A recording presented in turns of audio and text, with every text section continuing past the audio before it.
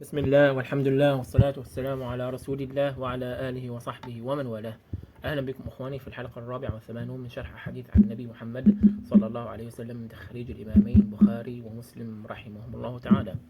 والحديث الرابع والثمانون يقول: عن أبي سعيد الخدري قال: قال النبي صلى الله عليه وسلم: لا تسبوا أصحابي، فلو أن أحدكم أنفق مثل أحد ذهبا ما بلغ مد أحدهم ولا نصيفه. متفق عليه.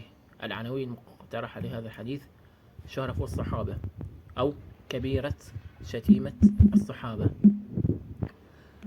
الكلمات الغريبة لهذا الحديث: المد بضم الميم مكيال قديم لقياس الحجم، وسمي مدا لأنه قدر ما تمتد به اليد من العطاء، ويرتبط به بعض الأحكام الإسلامية مثل الزكاة، زكاة الفطر والكفارات، ومقدار المياه للوضوء والاغتسال. والمد يقدر بأنه 4 حفنات بحفنة الرجل الوسط، أو بملء كفي الإنسان المعتدل إذا مد يده بهما، ويساوي وفق الهيئة العربية السعودية للمواصفات والقياس 628 ميلي لتر تقريبا. أبرز القيم لهذا الحديث: قيمة احترام الصحابة الكرام وتشريفهم، قيمة الذب عن الصحابة الكرام والدفاع عنهم. الأساليب النبوية لهذا الحديث: أسلوب بيان قيمة الصحابة بمقارنة أعمالهم بأعمالنا، فقد تفوق بذلهم على ما نبذل، ولو أننا نبذل أكثر وأكثر فلن نبلغ ما بلغوه من سبق وشرف.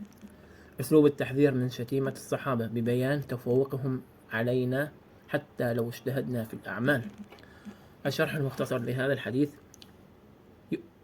ينهى النبي صلى الله عليه وسلم ينهى النبي صلى الله عليه وسلم الناس عن شتيمة الصحابة، وكأنه يعلم بأن أناسا لن يتورعوا عن التطاول عليهم وسبهم والطعن فيهم جملة وتفصيلا.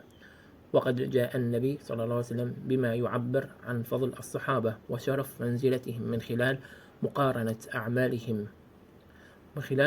أعمالهم وما بذلوه من جهد وجهاد في سبيل الله تعالى بأعمال يفترض أن نعملها، حتى لو عملناها فإننا لن ندرك شرف هؤلاء الكبار.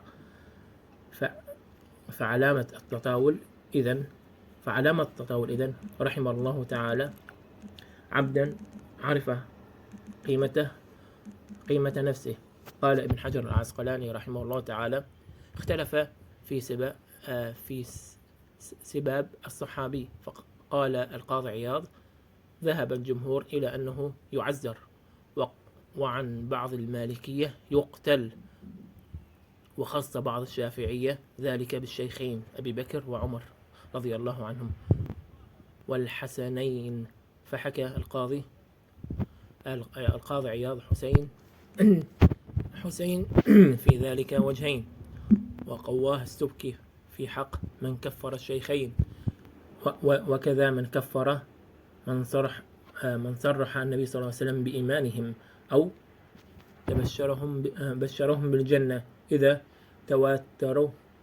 تواتر الخبر بذلك عنه، لما تضمن من تكذيب رسول الله صلى الله عليه وسلم لهم.